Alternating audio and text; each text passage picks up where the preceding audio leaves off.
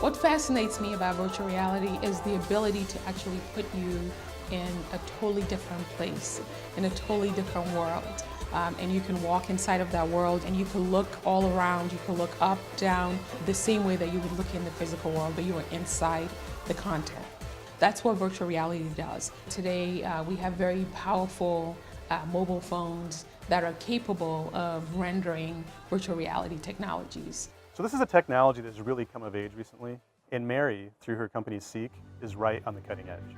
Wherever she's put her hand and pointed her vision, you've seen phenomenal results. It's almost as if she was destined or born to do this. So my career, a lot of times people say, well, how do you go from being a deep space engineer, launching rockets into space, to now you're working on virtual reality and entertainment and all of that. But it's really, my career is just one big evolution, and it's evolved with how media has evolved. I guess wherever I go, it's basically where media is going. I just stay ahead of it. Seek is so innovative, and that is because Mary is so innovative. Being on her own with a smaller company enables her to develop one technology after the other. They are all patented, they are all innovative, and they are all marketable. What I'm doing now is Seek VR. We're able to partner with all these companies. Well, Tribune News Company has used our technology, Coca-Cola Company, Xbox, MS Communications, Gatorade, and Universal Music with over 32 labels. Oh, Apple. So this year we won the Clio for our VR experience that we created with Megadeth for Universal Music. When there's no more grace, does your heart... What you think of when you think of Mary Spiel, someone that really cares, has passion, but more importantly wants positive change for all. I was born in Syracuse, but I grew up in Ghana because my parents are from Ghana. I was about 8 years or so when the government was overtaken by military rogues. So I escaped through television. It was our magic box. It was our place where we could escape. I saw stuff on space exploration, people walking on the moon. It was also where I began to wonder what it would feel like to be inside of the television. Mary Spiel, take a look at how her childhood hobby turned out to be her true calling in life. I dreamed of coming to America as the place where anything was possible. I had a moment of insight.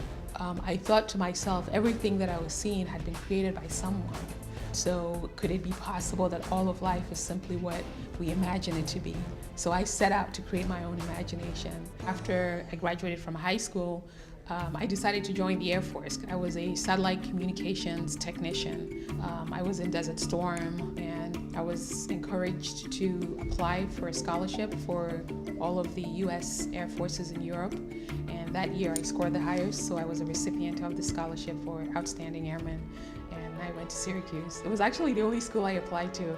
I knew that if I, ever came back to the U.S., I would go back to Syracuse because that's where I was born while my dad was a student. And I always say I received my Jedi powers with my degree because I could not believe the amount of opportunities that were available to me. The Boeing company came calling to come up with a technology for distributing movies of a satellite. I was one of 3 engineers that Boeing hired. We came up with the entire design and rolled it out to 30,000 theaters. The digital cinema technology, you see that 3 of the ground floor patents, I'm listed as a sole inventor. Star Wars Episode 2 was the first movie that we distributed over Boeing Digital Cinema. Education is going to be the biggest contribution that VR makes because humans are visual learners. We're also working with a lot of different schools and medical facilities developing curriculum for them to deliver content. The jewelry experience is one very emotionally driven. Richline, as part of the Berkshire Hathaway Corporation, one of our major projects should be what we call the future store.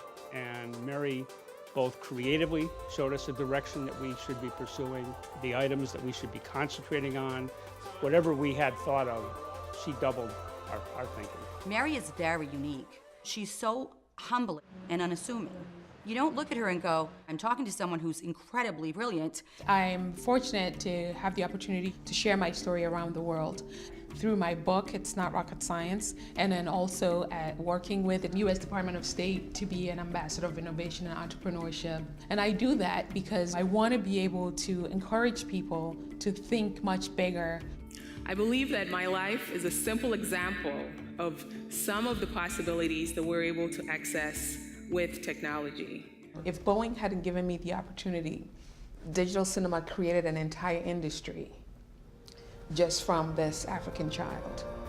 You know, when you look at my pictures from growing up, I looked no different than the kids that you see in the UNICEF commercial.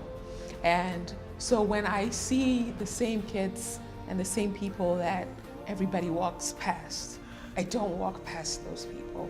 I don't look past those people, because the people, that's me. Yesterday we had Steve Jobs, today we have Mark Zuckerberg, tomorrow we have Mary Spiel, and that's the way history shall remember it. The final words that my dad said to me as I left on my journey for America when I was 16, and he said to me, my daughter, my dream for you is to always see our world with that sense of wonder, and my hope for you is that you'll make magic wherever you point your focus.